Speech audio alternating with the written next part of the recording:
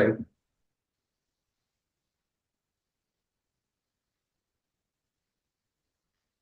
So, very good evening to each and everyone. I'm Dr. Hiren Prajapati on behalf of Paris Life Sciences Medical Affairs. Welcome you all in our today's Crevast academic session. We are happy to share that we are now entering into this session number 15. So this is our 15th episode of Crevast Academic. So far, we have conducted 14 episodes successfully. And now we are entering this on 15th session of the Crevast Academic session. So, doctors, you all know that the Aris is actually operating on front foot, and we are offering a patient care initiatives program to our patients to improve the overall health outcome of our cardiometabolic patients. Our services that ranges from CGM on call. We have also offering Holter monitoring, ABPM on call, sleep studies, and so far so on. These are the of services or that kind of the patient care studies that we are offering to our patients for ultimately diagnose the cardiometabolic condition at the earliest and offering the best treatment to the patients. These are the list of the episodes that conducted so far, which are covering the mainly the problem statement of dyslipidemia, how to tackle this problem statement of dyslipidemia among diabetes or diabetic dyslipidemic patients with use of the statin therapy. Also some topics on the lifestyle management on the statin therapy, and also guideline recommendation. Some topics that cover also about the how to tackle the statin-induced muscle problem that is generally seen in the patient while they are on long-term statin therapy. So these are some topics that we covered earlier in our 14 sessions that covering under the Crevast Academic with the eminent speaker and the moderators in these particular 14 episodes. Now we are privileged to share with that. Today we are here to discuss about the session number 15 that is on Crevast Academic, and that is on Statin and Life Essentials 8, the twin pillars for better CV protection in this patient. So here this is the very important sessions where we will get the idea about 8 different pillars or 8 different essentials that will help along with statin therapy for the long-term better cardiovascular protection in our diabetes or diabetes dyslipidemic patients. So to moderate these sessions, today we have with us Dr. Sanjeev Shah, who is a academic physicians and clinicians in the private practice since last 40 years. He's also working in Nanosyn Super Specialty Hospital as a consultant endocrinologist. He worked as a clinical pharmacologist at KM Hospital for 5 years. Also having participated in 20 global trials in diabetes, field of the diabetes, and has written 50 original book chapters and 20 book chapters and 50 original papers into various national and international journals. So with this short intro, I would like to invite Dr. Sanjeev Shah to moderate our today's session and also introduce the other panels. Over to you, Dr. Shah.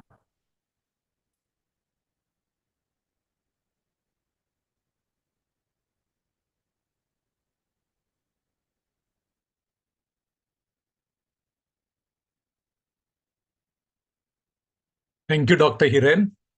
It's my pleasure to be part of this meeting. This life essential used to be 7 in the past for many years.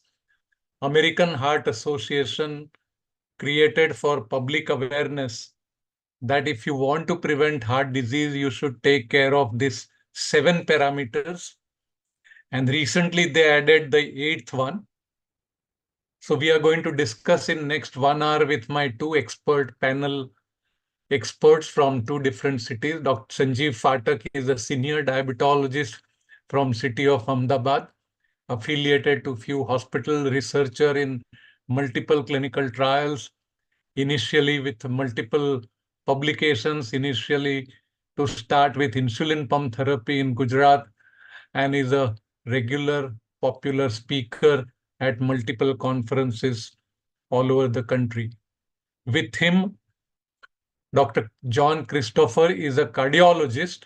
So I have 2 experts, one diabetologist, one cardiologist from city of Mursirabad, Hyderabad, with 16 years of experience, has worked in different cardiology lab, non-invasive cardiology, interventional cardiology, and with multiple publications. Now, in next 10 to 12 minutes, I'll try to address two parameters out of life essential. Nutrition and physical activity, everyone understands, and we have covered in different episodes at length. So I decided to have only short snap on how adequate sleep is important, and that this sleep had been added as the 8 essential in recent years. Smoking is well known. Now it comes with no smoking on every pack. It's an avoidable behavior and is the biggest cause of mortality, not through cardiovascular disease, but multiple diseases, respiratory as well as malignancy.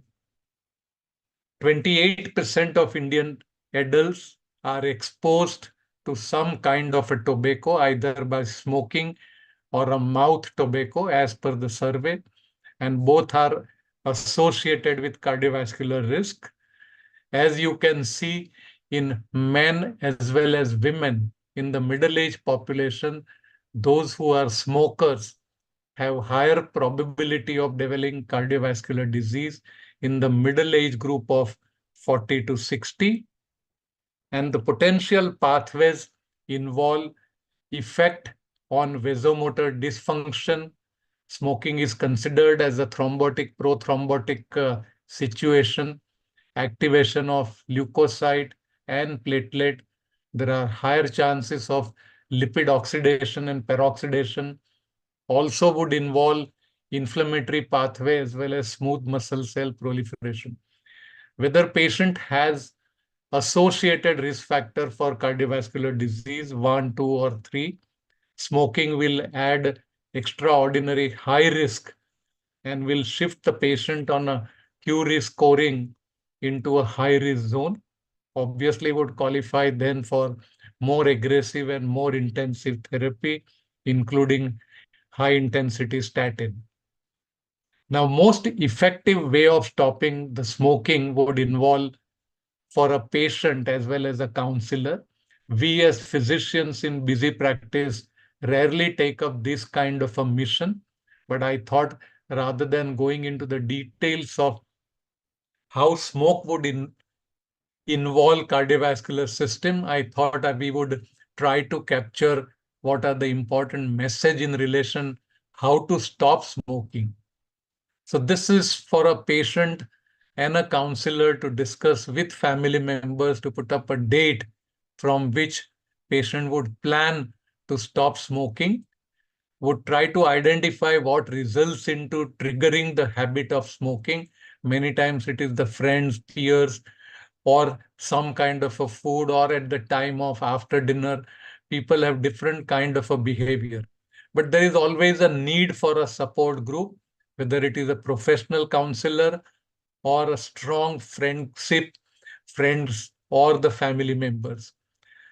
In recent years, nicotine replacement therapy or a nicotine patch have become popular. They supply regular level of nicotine, and it's quite important. But we rarely prescribe a drug like bupropion for so-called preventing an urge for smoking. The other alternative psychological methods would be to stay busy in your work so that you do not think of a smoking. To practice relaxation technique is again important. For certain days or weeks, if an individual has not engaged in smoking, would require a reward kind of a phenomena, and somebody offering a positive outlook to an activity as well as the habit of stopping the smoking.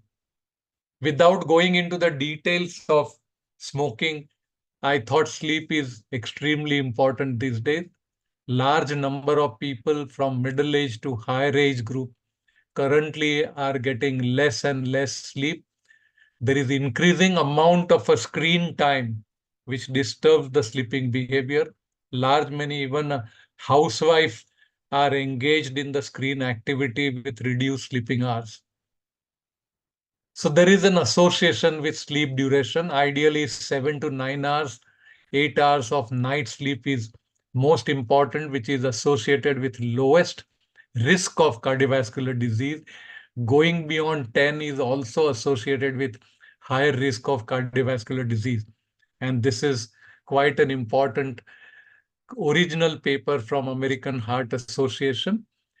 Sleep irregularity and subclinical markers of cardiovascular disease.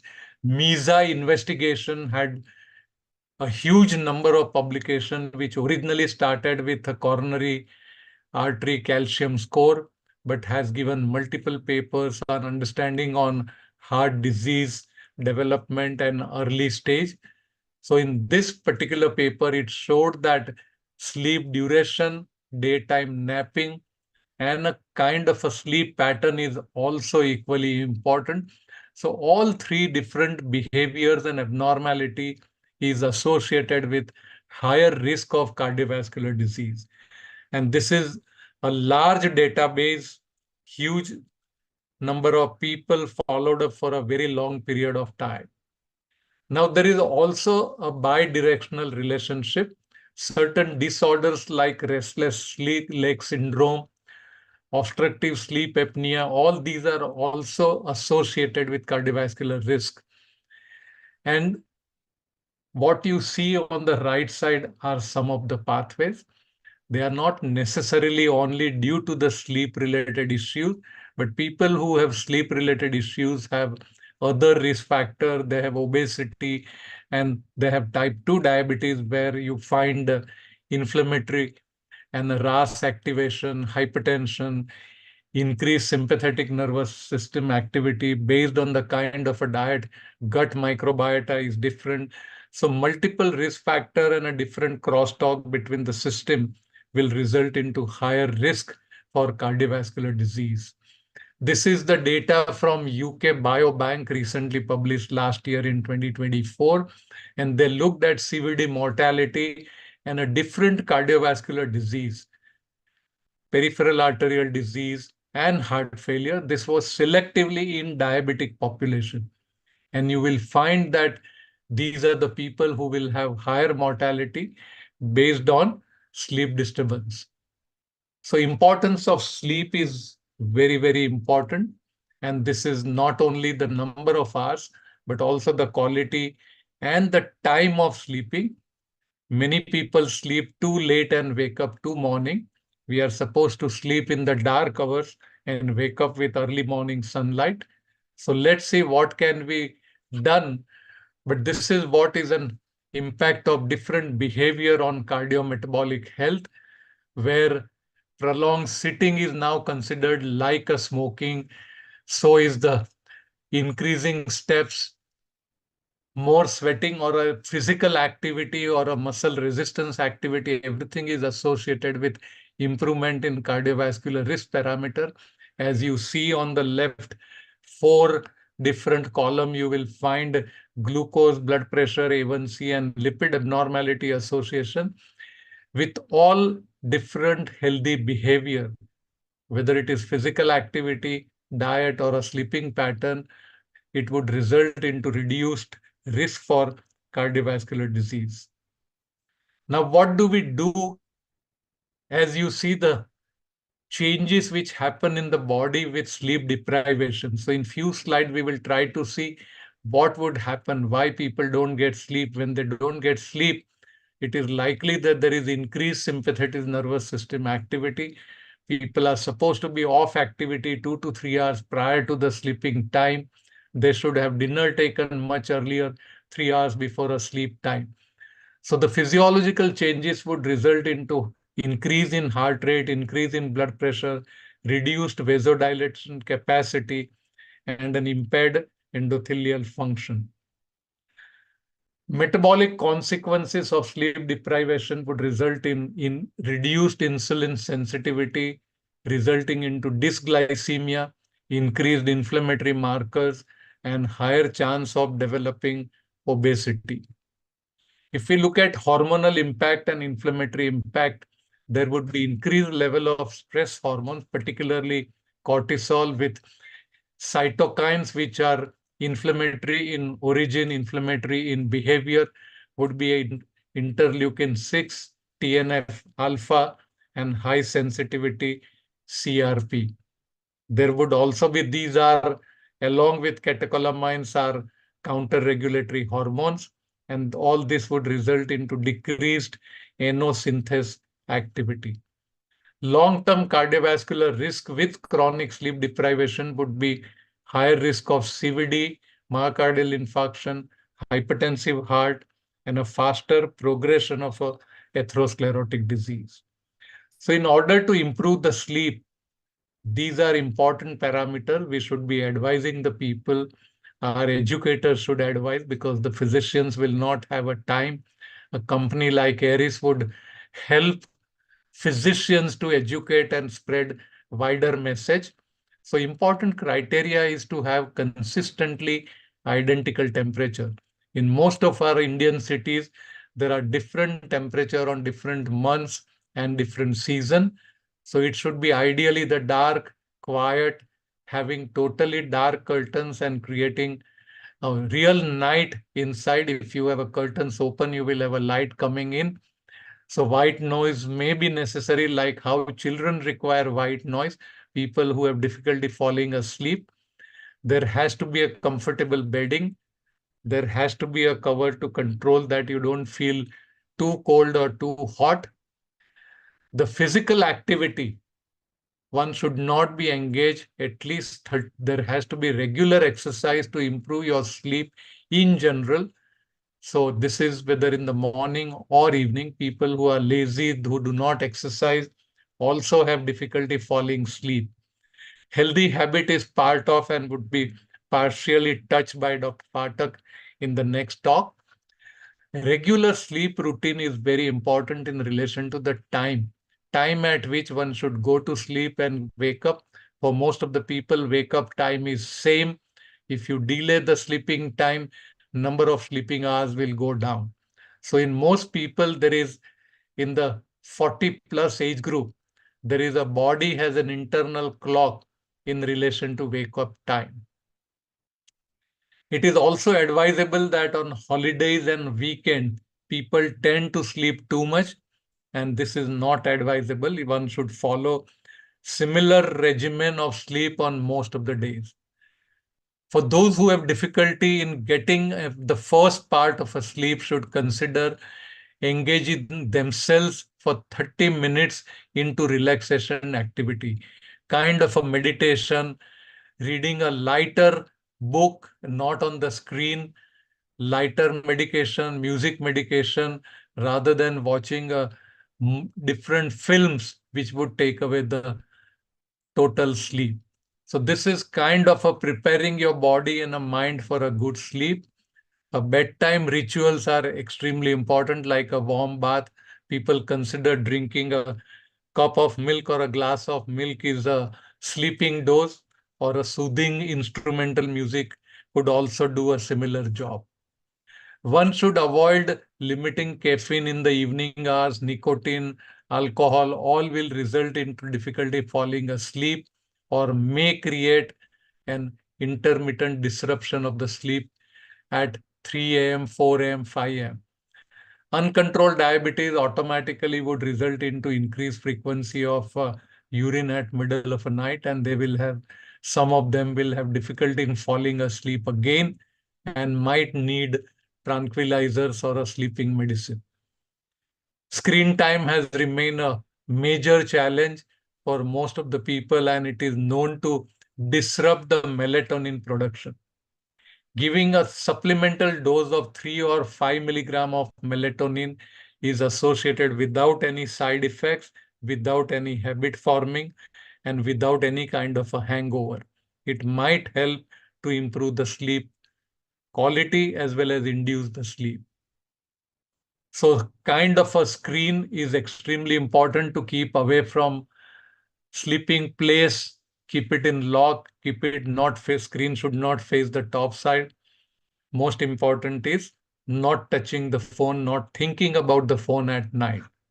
With this, I would stop sharing my slide and I would end here, and I would request Dr. Sanjeev Phatak Dr. Phatak, you are going to share your screen. Yes. So thank you very much, Dr. Sanjeev Shah, and you very nicely covered the both important topics, which in day-to-day life we do not pay importance to that as a physician. The sleep as well as the habits, especially smoking, tobacco, or whatever. And these two are extremely important. What I am going to do in my next 10 minutes is cover 6 other aspects. You have covered 2 aspects in very beautiful way and stressed upon the importance of both of them in order to have a healthy life. So may I be able to share my screen now?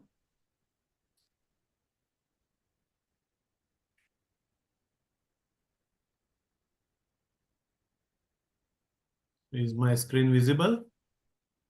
It's coming. Not yet. Yeah, now it is. Just a minute. Put it on a full screen mode. Yes, it's just showing here. Full screen क्यों नहीं हो रहा है? Screen, yeah. This one. Oh, slideshow. Yes. Okay. I hope it's visible now. Yes. So I'll be talking about the 6 other aspects. The 2 you showed, the smoking cessation and the sleep. I'll be taking care of the diet, exercise, there is physical activity, blood sugar, blood pressure, lipids, weight, and these are also equally important aspects as far as the overall healthy life is concerned. Sorry to interrupt you, Dr. Phatak. Yes. You can leave cholesterol for Dr. Christopher. Yes. Cholesterol I'll be just touching upon in a minute. Okay. So the diet part, I'll be taking about a little bit deep dive because diet we know is a very important part in healthy life. Whether you are having any chronic metabolic disease or not, your diet plays very important role to keep you healthy or to make you ill. We know that the diet-related risks account for about 10 million cardiovascular deaths worldwide. We are just talking about the cardiovascular deaths, the other deaths and the other things being apart. And we also know that the very low adherence to the dietary guidelines is associated not only with atherogenic lipid profile, but also an inflammatory profile and atherosclerotic vascular disease. The improved implementation of national dietary guidelines must be a cornerstone for future prevention of cardiovascular metabolic diseases in both younger and older individuals starting at very young age, right from the childhood. One should be careful of overnutrition these days rather than undernutrition because the overnutrition these days has become a norm and it is responsible for most of the chronic metabolic or non-communicable diseases. The new and updated metrics for the cardiovascular health is that you measure it by the self-reported daily intake of a DASH style eating pattern. And if patient is following that up to 95% or more, he gets 100 points, 75 to 94th percentile 80 points. And if he's not following at all, then he gets 0 point. The scoring is different for an adult more than 20 years of age and below 19 years of age. I am not going into details, but needless to say that more you are adherent to your diet, more particular you are going to have a very healthy life as far as the cardiovascular health is concerned. The dietary patterns to promote the cardiovascular health include the emphasis on fruits and vegetables, whole grain foods, and healthy sources of protein, whether it is animal or plant-based, but you should be having healthy sources of protein. The liquid plant oils like soybean oil or canola oil are preferred, but at present we do not have a strong evidence to recommend them in place of the other oils. So the best advice is to use them in minimal possible amount and do not use it for frying or refrying again. Minimize the intake of the beverages and foods with added sugars. Fruits are preferred compared to the fruit juices. The processed meats, the processed foods, and foods high in salt, alcoholic beverages, and tropical oils should be avoided or restricted as far as possible. So how to eat better? Always go through the nutritional label of whatever thing you are eating. Enjoy more of vegetables, fruits, whole grains, beans, legumes, and plant-based proteins compared to the animal proteins. And limit the usage of sweetened drinks, alcohol, and other things which we already mentioned. Totally avoid, if possible, the trans fat and partially hydrogenated oils. As far as possible, cook at home and look for the hard check. And rather than going for the fried deep items, you should be looking at the items which do not have that much trans fat.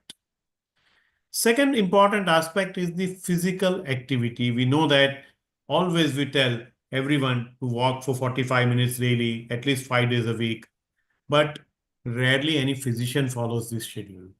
We know that there is a very, very important impact of physical activity on the cardiovascular death and cardiovascular health. Moderate physical activity is linked with 50% reduction in the cardiovascular death in over 65 years of age. And you can see that higher the physical exercise, more other way around, higher the physical exercise, lower is the cardiovascular morbidity as well as mortality. So needless to say again that cardiovascular health depends on your level of physical activity. How it improves the cardiovascular health? There are multiple mechanisms. Exercise causes vasodilation and angiogenesis, which improves the cardiopulmonary oxygen delivery. It also has effect on the mitochondrial biogenesis, leading to adipocyte, myotube, and cardiomyocyte modulation, leading to again cardiovascular improvement. And there is an inflammatory effect also, because of which from skeletal muscles as well as from the adipose tissues, the non-inflammatory markers are released, which again lead to the cardiovascular improvement. So exercise in multiple ways promotes the cardiovascular health. What is the matrix for that? Again, the matrix is very simple. If you are exercising as an adult more than 150 minutes per week, you get 100 points. Between 120 to 149, 90, likewise. And if you are not exercising, of course, you will not get any points. For again, children, that the criteria are different. The WHO recommends at least 150 to 300 minutes of moderate intensity aerobic physical activity per week, or 75 to 150 minutes of vigorous intensive activity. We have now high intensive exercise also to promote the cardiovascular health. For 65 years and above, at least 3 days a week of varied multi-component physical activity is recommended, which includes the resistance training activity at least twice a week for muscle strengthening. So just not aerobic activity, the muscle strengthening also is very important and should be included as a part of routine physical activity. So how to be more active? We already discussed 150 minutes per week or 75 minutes of vigorous activity. Be strong, make your muscles strong, add intensity to that, and as far as possible, avoid sitting for long hours. Sitting, we now know, is new smoking. So as far as possible, even during your working hours, remain active. Keep standing at least 30 minutes every, standing up at least for 2 minutes every 30 minutes. Another important parameter is blood sugar. We'll not go into very much detail of this because this we have been discussing time and again. So blood sugar, we will run through how important it is to control blood sugar. We very well know that higher the blood sugar, higher is the cardiovascular risk, about 2 to 4 times higher risk with the increased blood sugar. Reducing blood sugar, whether it will help or not, still remains a debate, but early glucose control with the agents now available that do not increase the risk of hypoglycemia has been documented to reduce the cardiovascular risk. Equally important is the triglyceride glucose index. And the TYG glucose index is synonymous with the insulin resistance. And we know that insulin resistance is a hallmark of metabolic syndrome and has been evidenced as a risk factor for cardiovascular disease. So from diabetes point of view, again, HbA1c of less than 5.7. If you are non-diabetic, obviously you get 100 points, and higher the HbA1c, you will get less and less points. So with each 1 degree of HbA1c increase, your cardiovascular risk goes up, and that has been documented in several studies. both in non-diabetics as well as in the non-diabetic population. So I'm just skipping this slide. We know that how diabetes affects cardiovascular health. It can increase the risk of coronary artery disease, heart failure, peripheral artery disease, stroke, and also the microvascular complications, which in turn will also increase the cardiovascular risk. How do we manage blood sugar? Now we have agents that do not increase the cardiovascular risk, that actually are associated with reduction in the cardiovascular risk in high risk patients. The agents like SGLT2 inhibitors, GLP-1 analogs, to some extent pioglitazone also, and maybe metformin. So these agents actually are associated with reduction in the cardiovascular risk. Next important parameter is weight. Controlling the weight, and especially we know that about 50% of the population in the world will be overweight by year 2025 or 2035. And overweight is not associated just with the central obesity. It is also associated with adiposopathic or atherogenic dyslipidemia, where you have high TG, low HDL, and increased small dense LDL. And increased these small dense LDL particles are associated with more atherosclerosis, more plaque rupture, and cardiovascular event leading to sudden cardiac death also. The overweight phenomenon starts right from the birth, and higher the birth weight, more is the risk of obesity.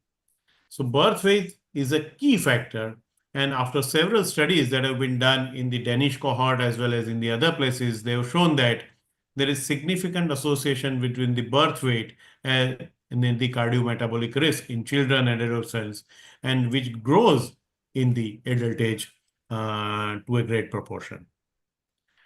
How to manage weight? Obviously, again, diet plays a very important and central role, reducing the calorie intake, increasing the calorie output by exercise, keeping a watch on your BMI, on your waist circumference, eating smart, avoiding the things which we already discussed. And now we have pharmacotherapy also to reduce weight. So all this together in appropriate forms is going to have you make you healthy weight. Cholesterol, as Dr. Sanjeev told, I'll not touch upon that, but you know cholesterol is one of the most important metrics for cardiovascular health. We'll leave it to Dr. For that. But we know that there is a linear relationship between LDL and the cardiovascular risk, and the linear relationship has been documented and demonstrated and proven with lowering of LDL and reduction in the cardiovascular risk. HDL, whether it really helps or not, still remains a debate, and probably there have been studies which have shown that with very high HDL, there is increase probably in the risk of type 2 diabetes, cancer, autoimmune disease, kidney disease, lung disease, as well as infectious disease. So artificially increasing the HDL has not been documented to reduce the cardiovascular risk, neither it has been documented to reduce any other risk. So I'll skip this as this will be covered. How to control cholesterol, all this will be covered in the next talk. Blood pressure. Amongst all the factors that I discussed, blood pressure probably is most important as far as the acute cardiovascular event is concerned. The other things will lead to cardiovascular event or hazardous cardiovascular health in the long run, while blood pressure elevation, even in the short run, can be dangerous, and that's why it should be targeted aggressively right from the word go. High blood pressure is a very important risk factor, we all know. I think there is some problem in moving the slides. What's it? Okay. Sorry. Yes. So the age-adjusted models again show that with grade 1 hypertension, if there are no associated risk factor, the risk is low. But even grade 1 hypertension with additional risk factors becomes hazardous. Grade 3 hypertension, that is more than 180 or 110, is obviously very high risk. And that is why this blood pressure should be aggressively treated. So is the blood pressure of 160 systolic or above, or 100 or diastolic or above, should be aggressively treated. But even grade 1 hypertension in presence of risk factors should be aggressively treated. These days, the matrix for that, systolic blood pressure less than 120, diastolic less than 80 is optimal and gets 100 points. And for every increment of the blood pressure, you get reduction in the points. Needless to say that high blood pressure is associated with many cardiovascular as well as the renal events, and that's why should be promptly treated. The guidelines, according to the European Society of Cardiology, are now mentioning the low dose combination therapy even with the stage 1 hypertension. And if it is stage 2 combination therapy, it has to be there right from the word go. If patient is not controlled on the low dose combination therapy, you can increase the dose to the maximal tolerated triple combination therapy before moving on to the other drugs that are used for the refractory hypertension. How to control blood pressure? Then again, diet and exercise play important role. Avoidance of smoking, sleep also plays very important role in addition to the therapy. With this, I'll stop here because we can discuss the other things during the question hour. Thank you, Dr. Sanjeev Bhai. Thank you, Aris, for giving this opportunity. I'll stop sharing so that. Thank you, Dr. Phatak. Now I would invite Dr. Christopher, who is going to talk on better CV protection using the statin. He'll touch upon how much lipid or dyslipidemia and hypercholesterolemia has a role in comparison to all the essentials what we discussed. Over to you, Dr. Christopher. Yeah, good evening, Dr. Sanjay, and thank you again, Iris, for this wonderful opportunity.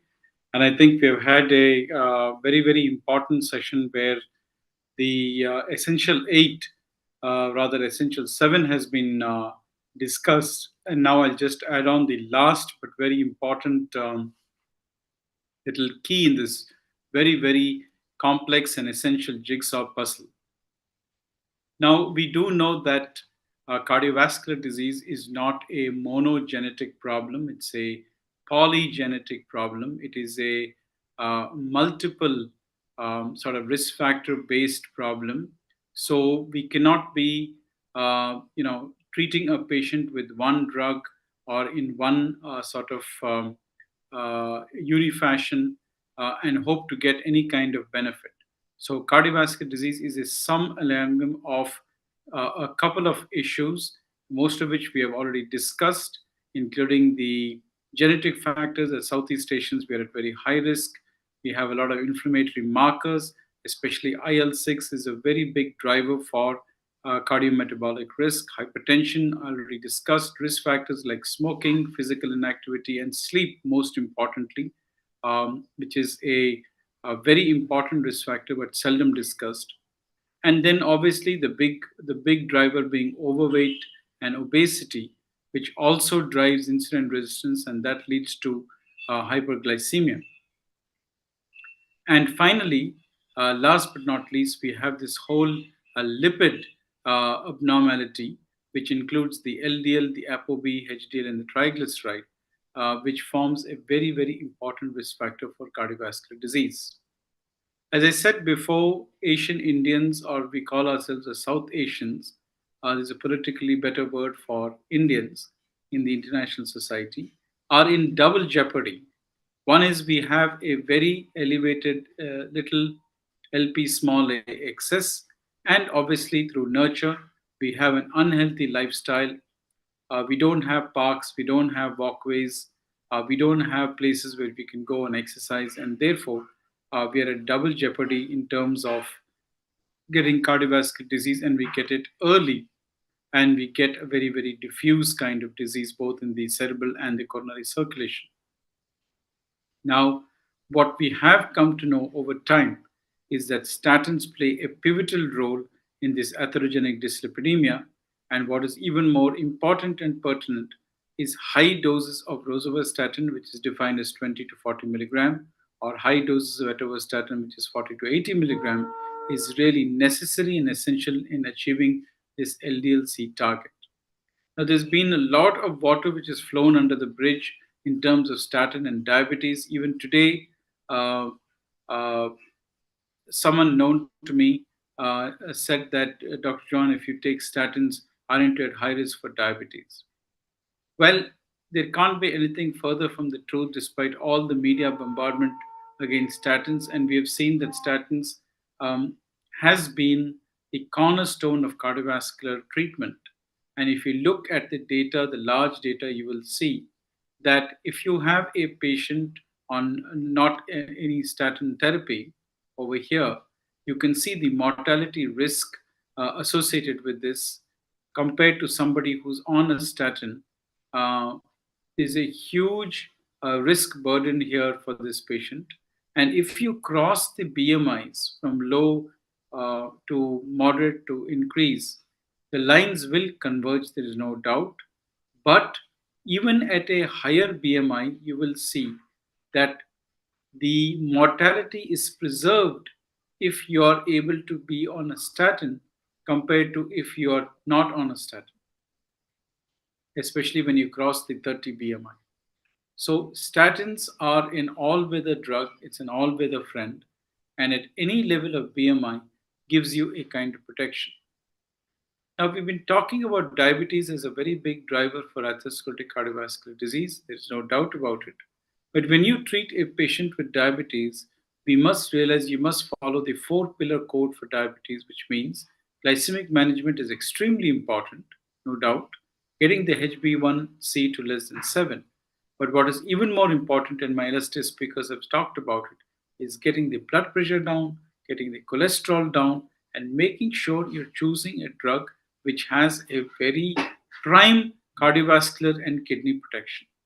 And when they looked at healthcare practitioners in India and early usage of statins in patients with diabetes, what they did realize was that early initiation of statin helps reduce CVD risk. Early initiation of statin, both low intensity and moderate, can be continued for 3 months or more to make sure there's compliance. Among the statins, the choice for Indian physicians has been rosuvastatin, and the reduction of cholesterol obviously has been quite a bit compared to atorvastatin at a lower dose, which is again important in terms of complication reduction. Now, the majority of physicians have agreed or strongly agreed that early initiation of statin in patients with diabetes and ACVD risk factors will help reduce the cardiovascular risk. Also, a good number, almost 90%, have agreed that every patient with diabetes in India from 40 to 75, even if they did not have a documented ASCVD, should have some kind of statin on board, which really means that the data for statin is extremely robust and has been picked up by most of the societies in the international arena. Now, when you look at statins and hypertension, you will see, surprisingly, although we don't talk about it, that across the board, RCTs have shown that when you're able to add a statin with a antihypertensive drug, you're getting anywhere between 20 to 30%, 20 to up to almost 37% reduction in terms of MACE events across the board when you're adding the statin to the antihypertensives, and it seems to be a logical combination. What about obesity? There is some kind of a data which says that the slightly more obese patients, not extremely obese, but the ones between the 25 and 28, seems to have a smaller or lesser incidence of cardiac death or all-cause death compared to the non-obese patients. We don't know where this is coming from, but certainly we know, especially in heart failure, that when somebody has a kind of a cachexia, somebody has a sarcopenia, they are at very, very high risk for hospital admissions and possibly death. And here we can clearly see, in terms of all-cause mortality and cardiovascular mortality, the black line here signifies patients who are neither obese nor are on statin, whereas the dashed line right here showing a very low mortality, both all-cause and cardiovascular mortality, clearly shows that these are the patients who are on statin as well as who are obese, with the BMIs of more than 25. Interesting data clearly showing that a little bit of obesity, not marked, does confer some kind of protection in terms of death. Now, the HOPE-3 trial clearly showed that if you're at intermediate cardiovascular risk, that is between 7.5 to 20%, if you're on a small dose of rosuvastatin of 10 milligrams, your first stroke is significantly reduced. And if you're able to take a statin along with a blood pressure drug, you can clearly see there is almost a 47% reduction in the chance of an ischemic stroke over a 7-year period.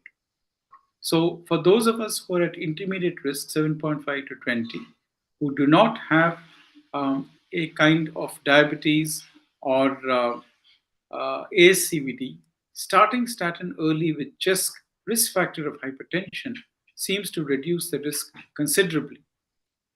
The USP STF recommendation for primary prevention of CVD again clearly shows that above 75 years, the 10-year risk, whatever it may be, is not really sufficient to initiate statin therapy because of the morbidity with statins. However, if someone is already tolerating statin, there's no reason to decrease it or stop the statin therapy. But the greatest evidence comes from the data from 40 to 70 years, where if you have a more than 10% risk, or what we call an intermediate risk, certainly you need to start on low to moderate intensity statin therapy, which means 20 to 40 milligrams of atorvastatin and 10 to 20 milligrams of rosuvastatin. On the lower end of the spectrum, between 7.5 and 10, then you could take an individual decision of whether to start early statin.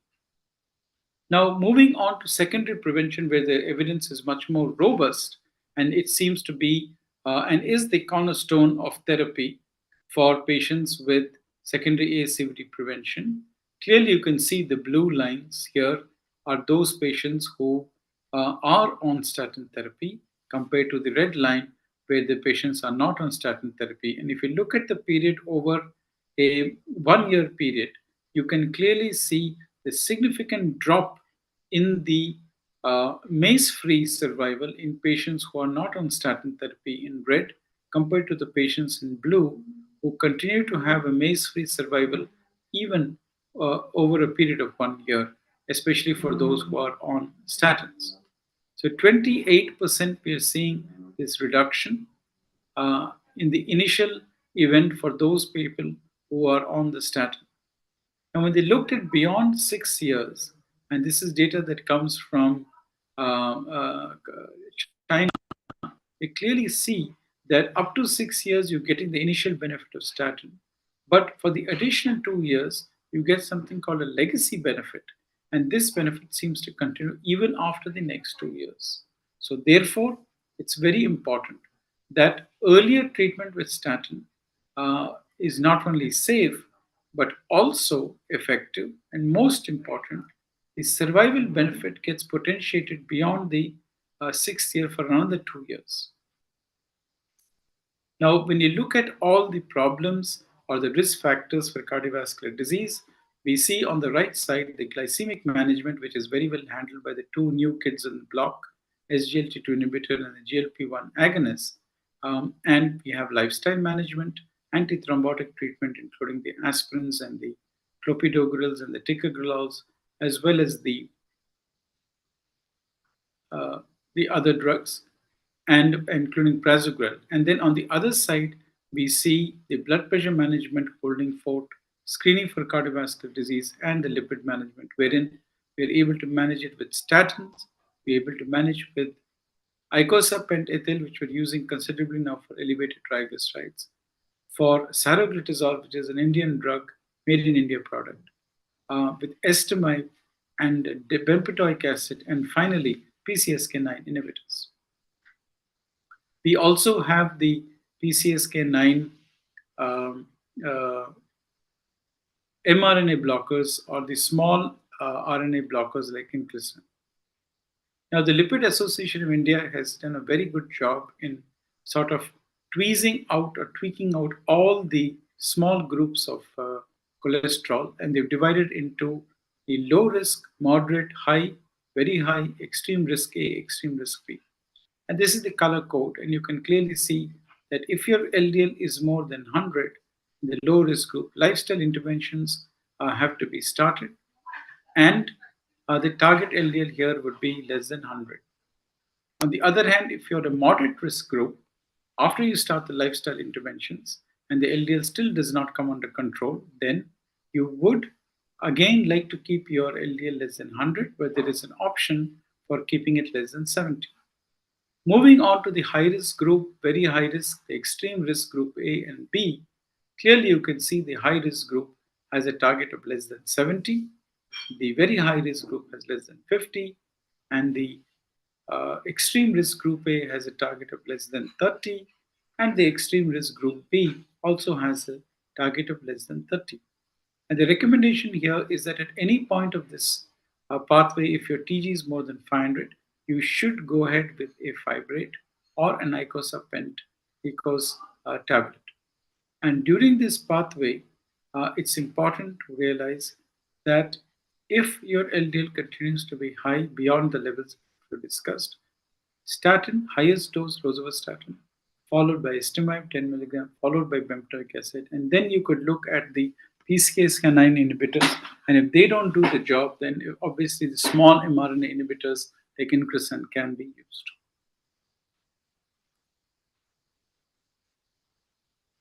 So lifestyle and statin seems to be the most important primary tool that we have right now in our armamentarium. Once you develop heart disease, things get a little difficult. And basically, you again divide the population into a not very high risk group and a very high risk. The not very high risk group, again, you have to divide them into the elderly more than 75, where moderate or high intensity is reasonable. It's not a strong indication. If the patient is already on high intensity, it certainly doesn't need to be stopped. You can continue. But the indication is, I would say, weak. It's only a class 2A indication. The real strength comes in the age group of less than 75, wherein if you have an ASCVD, high risk or low risk, this patient needs a high intensity statin, which means the LDL reduction should be more than 50%, and you should be able to get the LDL down to 100. And if the LDL is more than 70 despite treatment, then you would be able to add estimab 10 milligrams. Moving on to the very high risk ASCVD, the strong evidence is that after using a high intensity statin, which is basically 40 milligrams of rosuvastatin and 80 milligrams of atorvastatin, if you're not reaching goal, then a class 1 indication is to use PCSK9 after estimab has been added to the statin. And the dashed arrow indicates an RCT supported efficacy, but that is less cost effective. If you're on a maximal statin and the LDL is still more than 70, and here the goal is 70, then adding estimab is a possibility, and certainly down the line you could add bempedoic acid after checking the uric acid. So high intensity statin is a cornerstone for ASCVD treatment compared to the other group, non-ASCVD, where you could still use a small to moderate dose before trying the high dose. So therefore, among the 8 statins and lifestyle are 2 steps towards lifelong heart health. And we must realize that statins are the cornerstone for dyslipidemia management and also for preventing cardiovascular disease. And in a secondary prevention role also, it has an important role. Thank you very much for your patient hearing.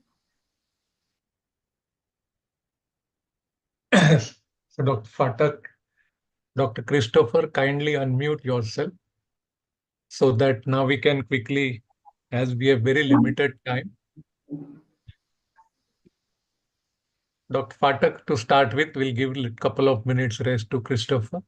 What kind of a antihypertensive you select in diabetic population, and what is your systolic BP target in diabetic people in order to prevent a cardiovascular disease? Well, in absence of albuminuria or USER more than 30, you can choose between a CCB and ACE or ARB, not both ACE or ARB.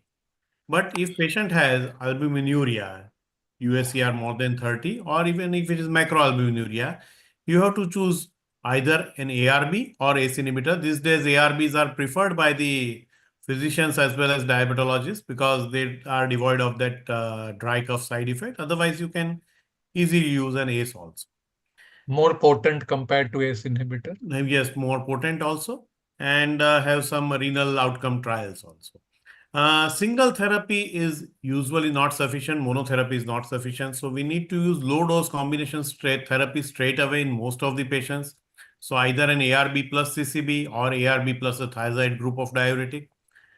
Beta blockers are generally avoided as first and second line drug unless there is a compelling indication like cardiovascular disease or heart failure. So this is the usual initial therapy. Dr. Christopher, there are three modifiable, extremely important cardiovascular risk factors. We leave aside non-modifiable: diabetes, hypertension, and dyslipidemia. Out of three, which one is more important in order to treat and prevent cardiovascular disease? Do you think diabetes contributes more, hypertension, or dyslipidemia? Which treatment will result into larger reduction and a CV benefit? Yeah, while I would definitely make my choice as lipid therapy, I must also add it as a caveat, especially since we're addressing this audience, that every risk factor that can be modified, as you clearly said, modifiable, is important in the long term. So getting HbA1c down to goal, getting the blood pressure to 130/80, getting my LDL to about less than 100, and of course we talked about the HbA1c less than 7.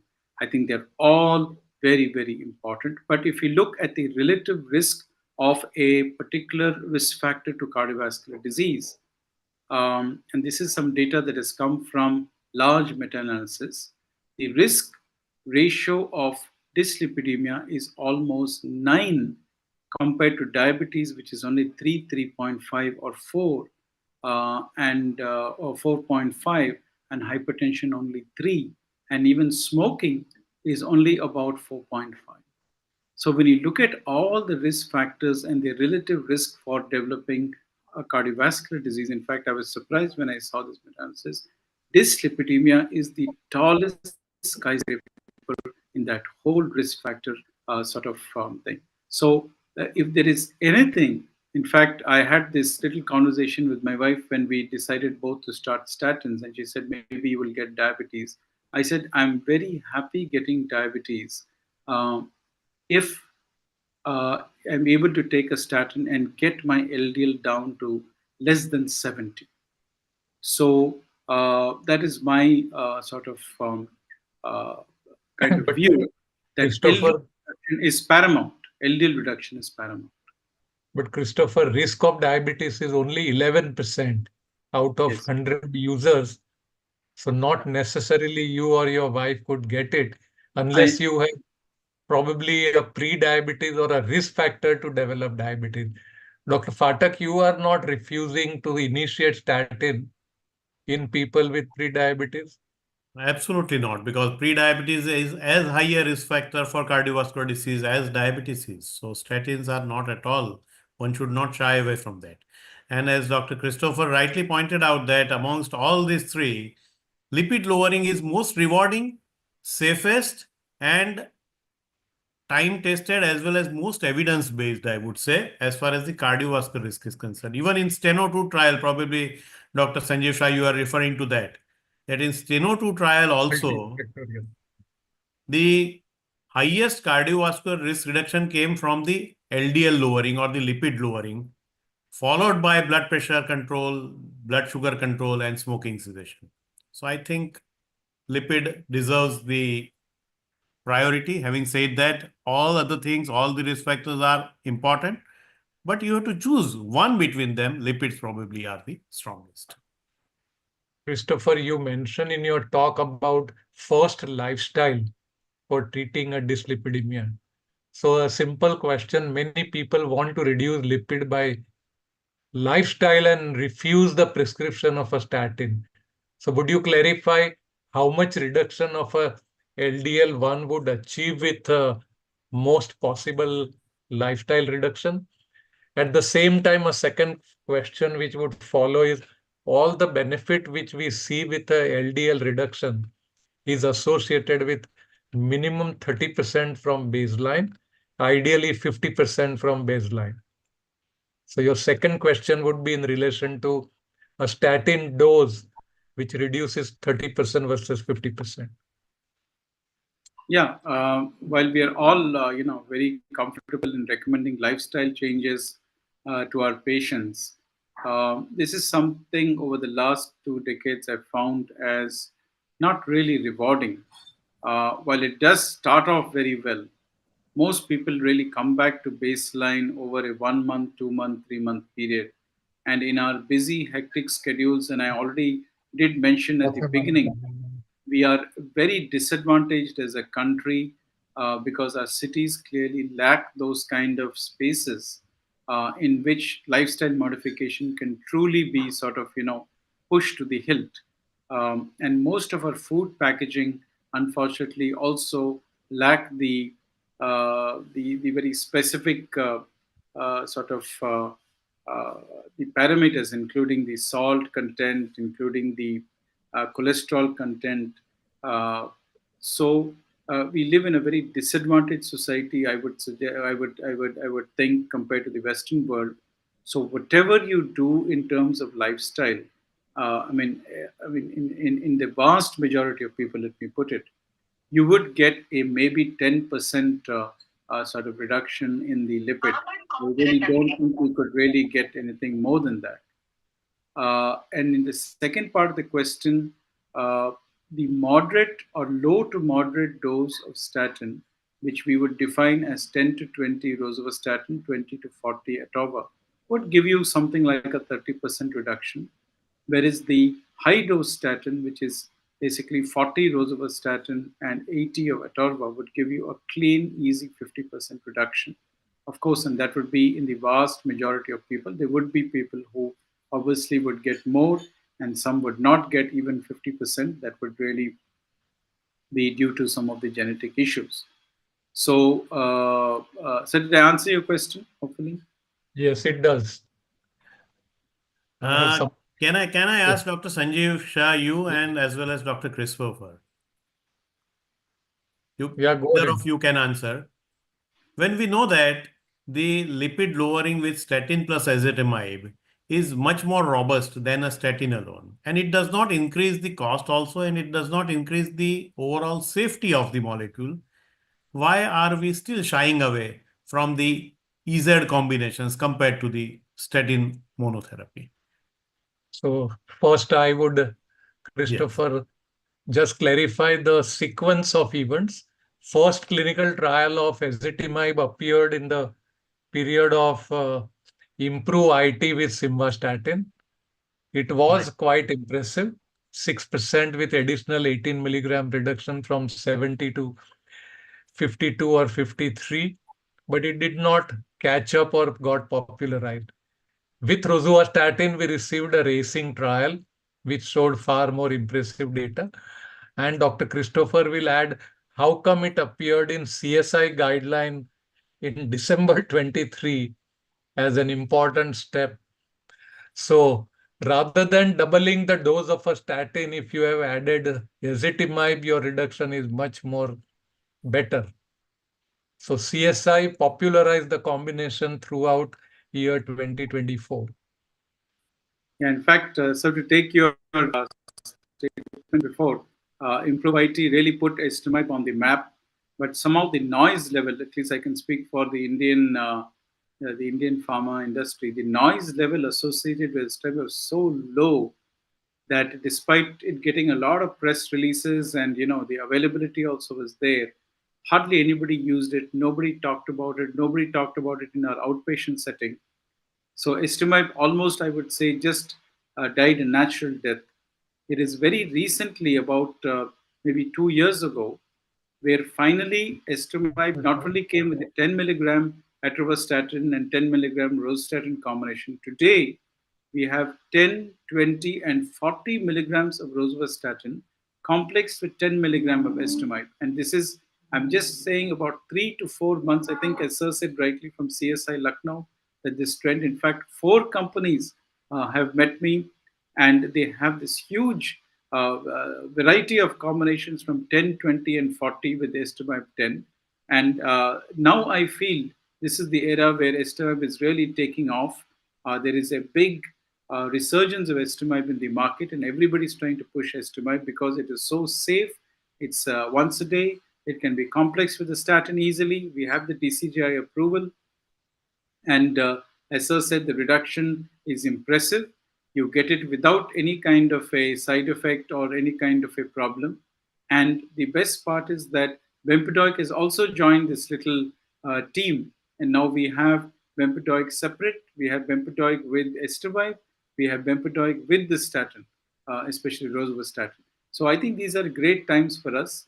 These are possibly the best times I could even imagine after PCSK9 has come in, and also inclisiran has come in, where we have as physicians such a large armamentarium of agents to tackle this big problem of dyslipidemia. And as Dr. Sanjeev sir said very rightly, with the Steno-2 trial and the meta-analysis, that the greatest danger or the greatest driver for cardiovascular disease is none other than dyslipidemia.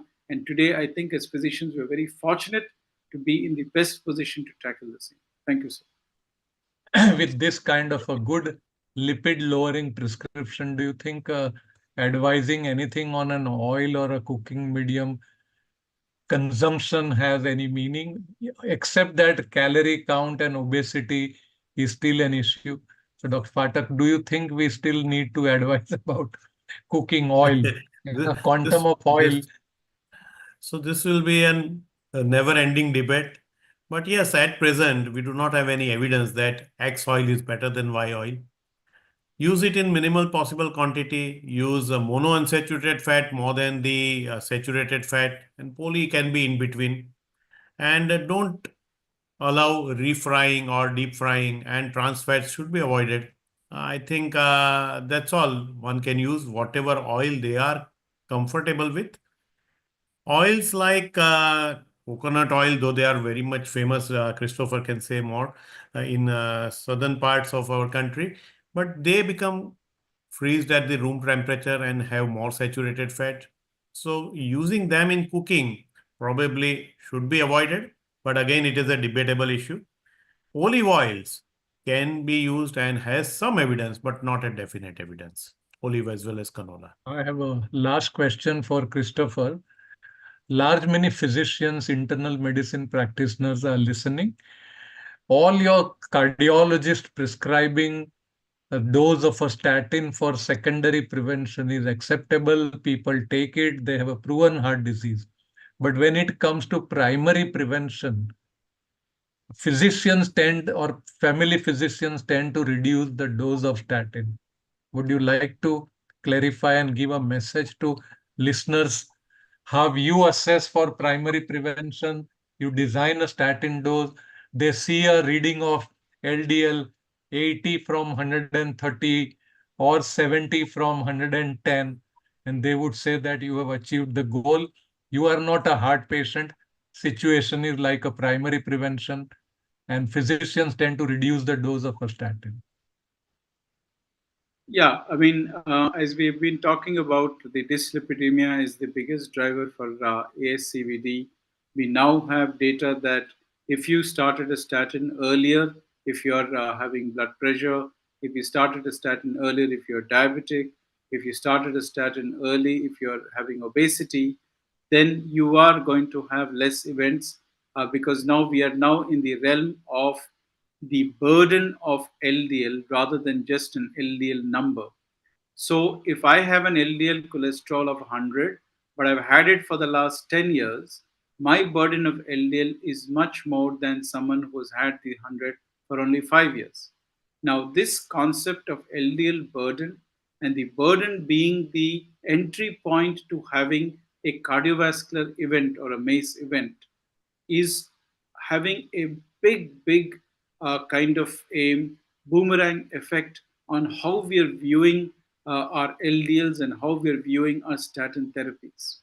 When we start looking at LDL as a burden, and we know that there is a threshold for the first MACE to happen, then it becomes imperative to not only get the LDL down, but to get it down early and to keep it down, because the burden of LDL, or the quantum or the magnitude of LDL, is only going to go up with time. So when you look at this LDL burden as a concept, then the LI, or the Lipid Association of India guidelines, have a lot of meaning. It's an Indian drawn sort of lipid guideline. So I think we need to pay a lot of attention to it, that even if you don't have an ASCVD, we call it the low risk and moderate risk group, you must adhere to the guideline of keeping your LDL-C under 100 milligram per deciliter. How are you going to do it? Are you going to do it with lifestyle? Are you going to do it with low dose statin? Are you going to do it with moderate or high dose? Are you going to do it with ezetimibe? That is left to the physician's prerogative. But the guideline is very clear. Even in the primary group, that is up to moderate risk, there is a role of statin. There is a role of keeping the LDL less than 100, lest because of the burden of disease, we will be getting events early, and that is also played out in the Indian context, where we get disease about 10 years earlier than our Western counterparts, despite having similar LDLs, and that's because of the magnitude of LDL over a large period of time. So while we may keep debating about the dose of the statin that is required, the LDL level has to be adhered to. The LDL magnitude can be also calculated by the LDL that you have based on the number of years you have. And the bottom line is that we need to adhere to the goal at all times, maybe 6 monthly, maybe yearly. And you need to do what it takes as a primary physician, whether you want to use a high dose to get it down or low dose, that's up to you. Thank you, Dr. Christopher. In many patients, we are not able to exactly assess the future cardiovascular risk based on in which city an individual lives. The pollution has a great role.